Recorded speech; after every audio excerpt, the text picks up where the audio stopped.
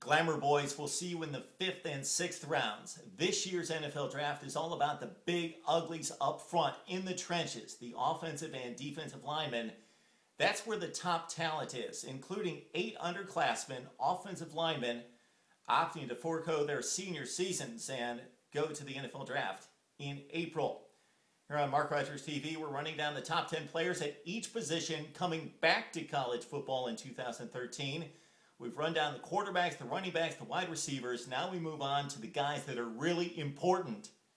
The offensive linemen. Yeah, this might be our lowest viewed video in the series, but we've got to pay credit to these guys. Our number one guy is Jake Matthews, left tackle at Texas A&M.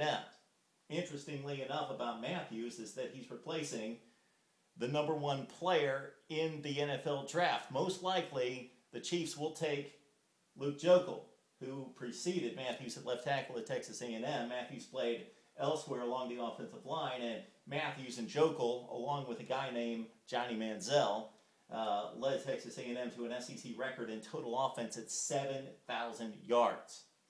Number 2, we've got Michigan's Taylor Lewan coming back to Ann Arbor after being projected as a top 15 pick in the NFL draft. So he wanted to come back and play college football in the Big Ten, and he was probably going to be the number 2 guy at tackle behind Joeckel. And Lewan had a great season. He was the Big Ten Offensive Lineman of the Year, and he was All-America. And he really blocked Jadeveon Clowney rather well in the Outback Bowl against South Carolina, despite the huge hit that everybody saw Clowney make in the fourth quarter. At number 3, we've got David Yankee of Stanford. Yankee rated by ESPN.com as the best player in the Pac-12, the best player in the Pac-12, a consensus All-America and first-team Pac-12 performer at Stanford. At number 4, you've got Spencer Long of Nebraska.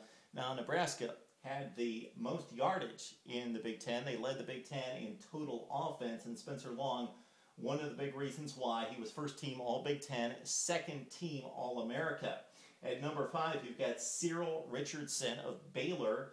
He was the Big 12 Offensive Lineman of the Year, and Cyril Richardson's a guy who squats 665, and you saw the Baylor Bears tear up the UCLA Bruins in the Holiday Bowl, and Cyril Richardson was one of the big reasons why. Let's run down the final 5 in our top 10. We go to number 6 at left tackle, and we stay in the Big 12 with Cornelius Lucas out of Kansas State.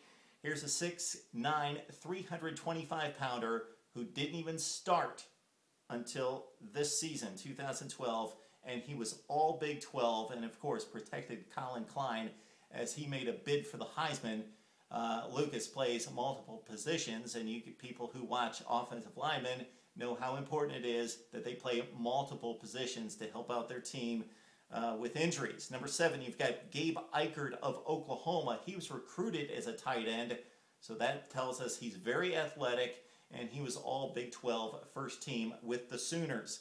At number 8, Xavier Su'a-Filo of UCLA led the way for Jonathan Franklin to set all types of UCLA rushing records. He was first team Pac-12 and second team All-America.